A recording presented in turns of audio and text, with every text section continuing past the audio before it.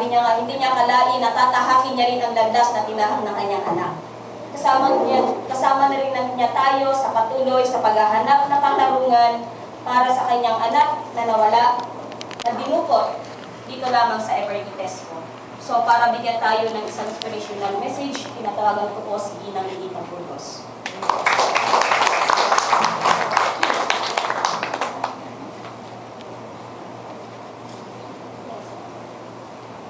Magandang umaga po sa inyo lahat. Alam niyo po, tama yung sinabi ni Guy. Natutuwa ako ngayon, ako ay aktivista na. Alam niyo noon po, nung guro ako, di kahit papaano kailangan kong ipakita na medyo proper ako, hindi ako pwede kumain ng taho sa kalye. Pero kanina, dahil hindi ako nag-almusal, bumili ako ng taho, hindi ko nga lang nabigyan si Congressman Satur kasi hindi kasabas niyo. Gandang umaga ulit sa inyo. I wish to congratulate the organizers of this program. Maraming salamat at binigyan nyo kami ng venue ma-air yung aming matagal ng hinanakit sa loob ng puso namin.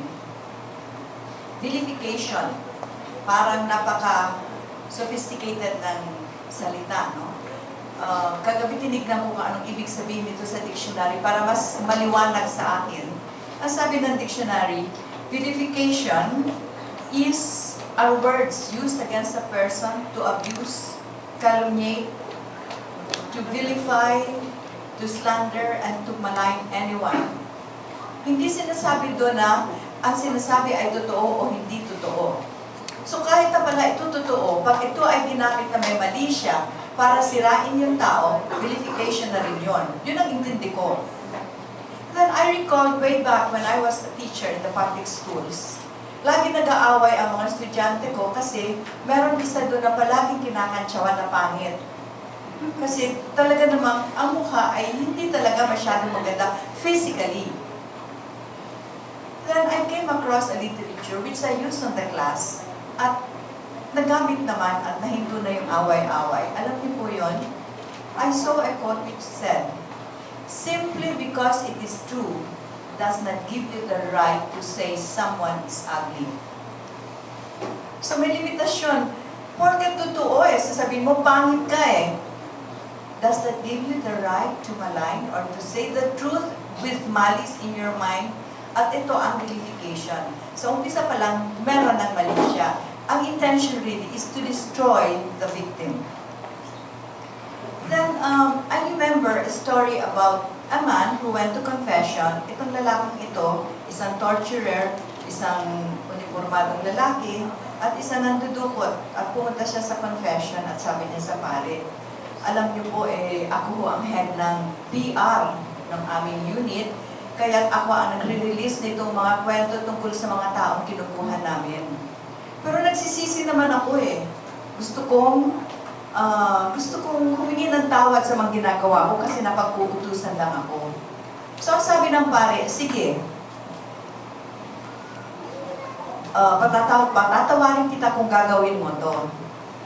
Pumunta ka sa gitna ng intersection, kung saan mo man dinukot o kung saan maraming tao, na maraming sasakyan, magdala ka ng unan. Buksan mo yung unan at ipagpag mo yung laman ng unan, kung ano man yun, kung feather, kapok, o cotton. Ginawa nga ng sundalo, pinagpag niya. Tapos bumalik na siya sa pare. Ngayon, Father, mapapatawad mo na ba ako? Ayoko na pupunta sa impyerno. Sabi ng pare, ngayon bumalik ka doon at pulutin mo lahat ng laman ng unan na yon. Sabi naman ng sundalo, imposible naman, Father, yun. Siyempre, hinakin na yun, nadala na ng sasakyan. Kung saan-saan na napunta yun, hindi ko kayang pulutin lahat yun at maibalik sa unan. Ang sabi ng pare, yan ang epekto ng ginawa mo. Hindi mo alam kung anong adverse effect, consequence ng ginawa mo. At hindi mo alam kung gaano kalaki o gaano kaliit ang kasalanan mo. May hihirapan akong patawarin ka. So that is the effect of vilification. In fact, that is the effect of even just rumor mongering. I don't think there is any hope to conscientize these people because from the very start, their very intention was to destroy and make unbelievable the people and the organizations opposed to them. To my mind, para sa akin lang, sa experience ko, the best way to confront vilification is to confront this with the truth. Kasi alam natin, marami silang hinahay naman kasi nangalingan. But the other problem is that, what is the truth? Ano bang katotohanan? Sa kanila, ang katotohanan ay ang mga taong ito ay salot daw sa kanilang bayan. Sa atin ang katotohanan, itong mga taong ito ang nag-aalay ng buhay para maiayos yung sistema ng bayan. So, ano ang katotohanan? Maybe this time also for us to look at ourselves. Nung una, nahirapan ako to pursue with vigor the search for Jonas because there were some truths which were irreconcilable in my heart. For example, sinabi nila na kaya si Jonas dinukat ng NPA daw, kasi daw nagnakaw na maraming pera sa NPA at kasama niya sa isang purge. Ang totoo niyan, alam ko anak ko hindi kailangan ng maraming pera, simple lang. Lagi ko itong sinasabi, lagi naka-chinelas, naka-t-shirt, nakamaong na punit-punit. Hindi niya kailangan ang maraming pera. Alam ko yon. Pero dahil membro daw siya ng isang armed group, hindi malinaw sa akin yon. How could I reconcile that with a stance that say that my son did not deserve what you did to him? Pero sa dami ng aking nasamahang sessions, nasamahang rally, nasamahang mga pag-aaral, may mga nakilala akong mga tao, ang ilan sa kanila ay nandito. Isa na dyan, si Marie. Marami akong madre nakilala, mga pare nakilala, nasa movement, na tinulungan akong maintindihan kung bakit ganito ang nangyayari. At naintindihan ko na totoo nga yung anak ko ay sumama sa isang movement. Totoo nga ang anak ko gusto talagang baguhin ang sistema at inalay niya yung buhay ko. Ang bago na ngayon sa pagtingin ko ay ito. Sino sa mga pretenders, sa mga sundalong yan ang gustong mag-alay ng buhay para mapaganda ang buhay ng ibang tao? From that stance, I was able to take a better, higher moral ground. At naisip ko, hindi nila kaya ang inaalay ng mga taong ganito, mga biktima, who were very, very selfless. And that is the truth. So maybe sa akin, nung sinabi nilang, uy, unti-unti ka nagiging aktivista, ang nagsabi noon, negative ang sa pagsabi. Tinignan ko din sa dictionary, ano ba ang aktivista? What is activism? Ito ang nahanap ko.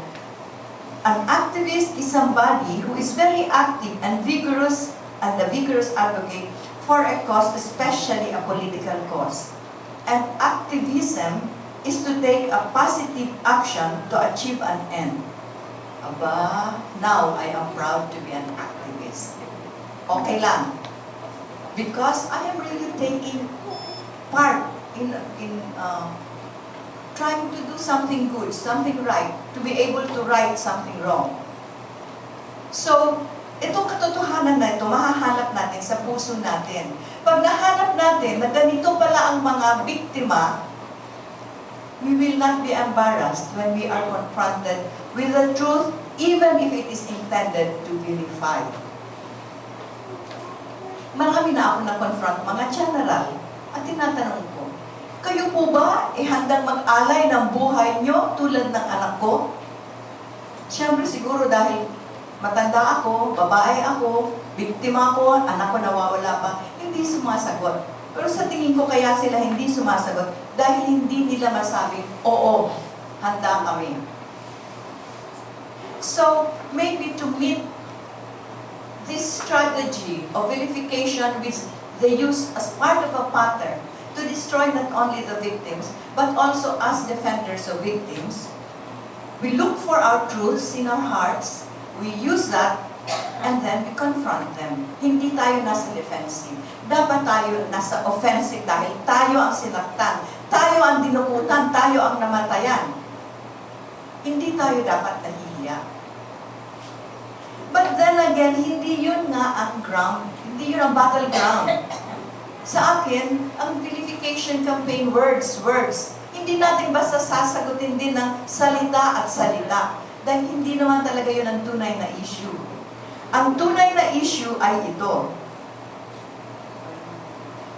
Anuman ang paniniwala nila, anuman ang relihiyon nila, anuman ang sitwasyon nila, mahirap, mayaman, profesional, magsasaka, protestante, Muslim, Katoliko, that is not the issue. The issue is that their rights were violated. Doon tayo inililihis ng mga yan. Inaalis nila sa atin yun, kaya tayo binivilify kasi para magalit tayo, mapikon tayo. Hindi yun ang issue. Dali natin sa korte. The rights of the victims were violated. Yun ang issue. It will help if we can confront them with words. But that is not the issue. Naalala ko noon nung nagtsadyaryo pa kami, ang daming lumalabas na balita tulad ng napakayaman daw ng Burgos family kasi nga may dyaryo kami at meron daw kaming Mercedes-Benz. Actually, ang katulong namin, ang pangalan Mercedes. Meron daw kaming swimming pool. Yung pool doon sa opisina na hiniram lang namin ng building, doon nilalagay yung sasakyan na inaayos. Kaya, swimming pool nga, pero yung pinag-aayusan ng sasakyan. So, ang daming rumors na yung asawa ka daw, maraming babae, na ako daw, sa pera, luxurious living. Alam niyo, gusto ko na rin sagutin kasi syempre nakakapikon. Pero sabi ng asawa ko, pag binato ka ng putik, at yung putik ay lilinisin mo, malalagyan din ng putik ang kamay mo, hayaan mo matuyo, mahuhulog lang yan, mawawala din yun. So we can use that strategy. Ang isa pa is, maybe, we can remind them their consciences are probably numb. Hindi na sila, desensitized na sila.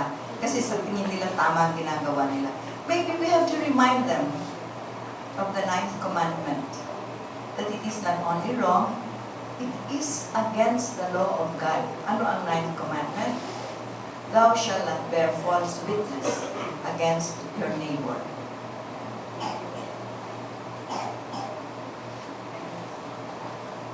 Then I plead to media, huwag naman tayong magpagamit. Totoo, kung anong sinabi nila, kailangan ninyo i-report. Sana nga, kung ano naman sinabi namin, mai-report din, mabalanse yon. Yun sana ang ating pakiusap. Kasama ko sila, mga kapatid ko sa hanap buhay ang nasa media. Alam ko naman, they try their best to be objective. Pero tao din lang naman sila. Meron din silang mga paniniwala. Ang dasal natin, kung ano man ang paniwala nila, i-counter-check muna sa atin. At lagyan ng, bigyan lahat ng pagkakataong magsalita. Pero sa aking pagkakakilala sa media, pag tayo'y nagsalita, ilalagay din nila. At least ako, yun ang experience ko kasi marami na dyan na dati kong mga kasama noon. So, if we have difficulty addressing a vilification campaign against a particular person, at hindi tayo masyadong makapagsalita kasi sa circumstances na rin ang buhay natin, magpatulong tayo, kaya nga nandito ang ating mga kasama na tutulong sa inyo. So, ang mga victims, maraming support systems, and let us make use of that. And then let us remember also na the 9th commandment also applies to us.